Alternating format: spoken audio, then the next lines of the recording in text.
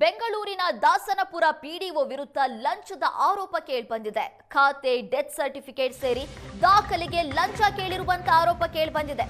ದಾಸನಪುರ ಪಂಚಾಯತ್ಗೆ ಬೀಗ ಹಾಕಿ ಸಾರ್ವಜನಿಕರು ಪ್ರತಿಭಟನೆ ಮಾಡುತ್ತಿದ್ದಾರೆ. ದಾಸನಪುರ ಪಿಡಿಒ ಉಷಾ ವಿರುದ್ಧ ಸಾರ್ವಜನಿಕರು ಆಕ್ರೋಶ ವ್ಯಕ್ತಪಡಿಸಿದ್ದಾರೆ. ಹಣ ಕೊಡದೆ ಒಂದೇ ಒಂದು ಫೈಲ್ ಅನ್ನ ಮುಂದೆ ಸಾಗೋದಿಲ್ಲ.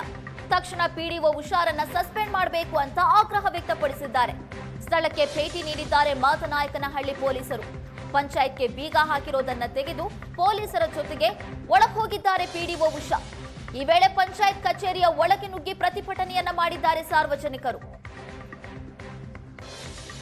ಸರ್ಕಾರದಲ್ಲಿ ಯಾವುದೇ ಕೆಲಸವನ್ನ ಮಾಡಿಕೊಡ್ಬೇಕು ಅಂದ್ರೆ ಅದಕ್ಕೆ ಲಂಚವನ್ನ ಕೊಡ್ಲೇಬೇಕು.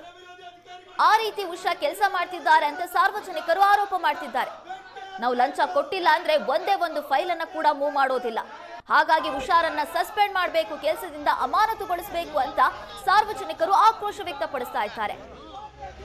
ಪಿಡಿಒ ಕಚೇರಿಗೆ ಬೀಗವನ್ನ ಹಾಕಿ ಪ್ರತಿಭಟನೆಯನ್ನ ನಡೆಸಿದ್ರು. ಆಗ ಪೊಲೀಸರ ಜೊತೆಗೆ ಬಂದಂತ ಉಷಾ ಬೀಗವನ್ನ ತೆಗೆದು ಒಳಗೆ ಹೋಗಿದ್ದಾರೆ.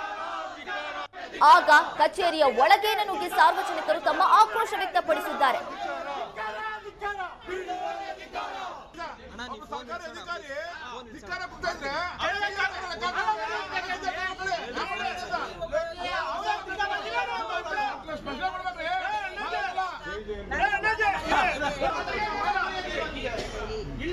ಇಲ್ಲ ಬೀಗ ತೆಗೆಯಲ್ಲ.